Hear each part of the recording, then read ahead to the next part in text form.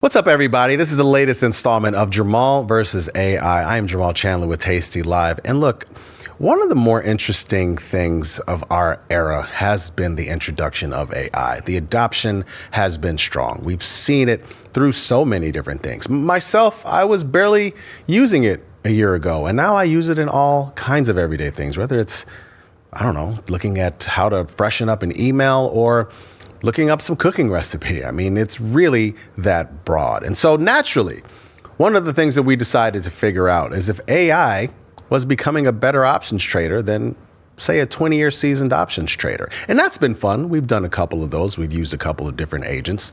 We've yet to use Gemini. And while we're not doing that today, we decided to do something a little bit different. What we decided to figure out is how you can start to think like a 20-year seasoned veteran options trader. And that's a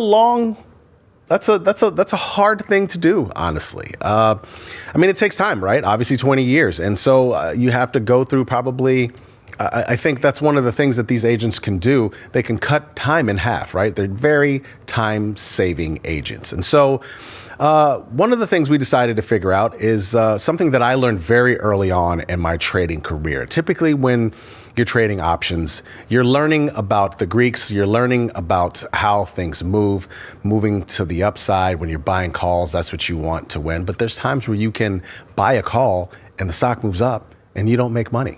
And it's confusing. Why does that work? Same thing with the downside. I think the easiest thing for people to learn early on is buying calls. That's what you want when the stock goes up. Buying puts, that's your way to express an opinion to the downside. You want the stock to go down.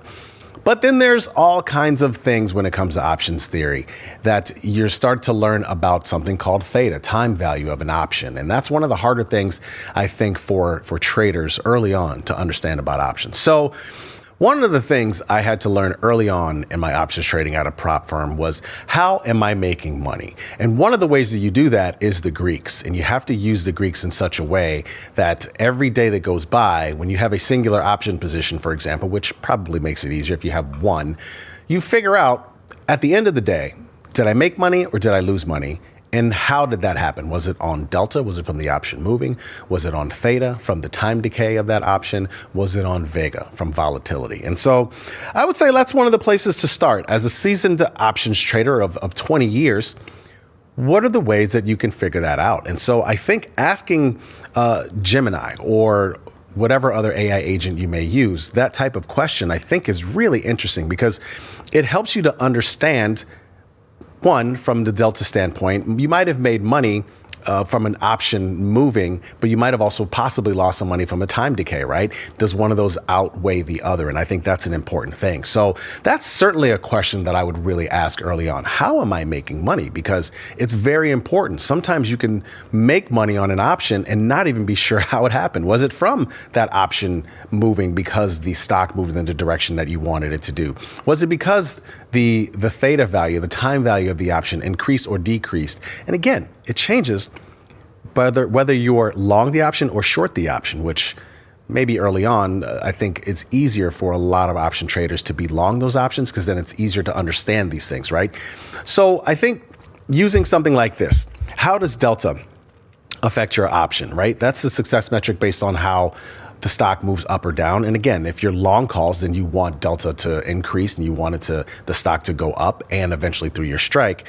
But I think using this type of logic is one of the best ways that you could utilize an AI agent to help you understand how you're making money or losing money. And this is exactly the same thing that even now, 20 years into my career, I'm still looking at day in and day out. How did I exactly make money or lose money on an option? So this time around, we're not going to fight. We're just going to figure out the best way to help you guys become even better traders. So when we look at this last part here, I like what it does here. It says the ultimate post-trade Greek audit, which is true. It's kind of like an audit. You're auditing your trade and you're trying to figure out, did it make money with Delta?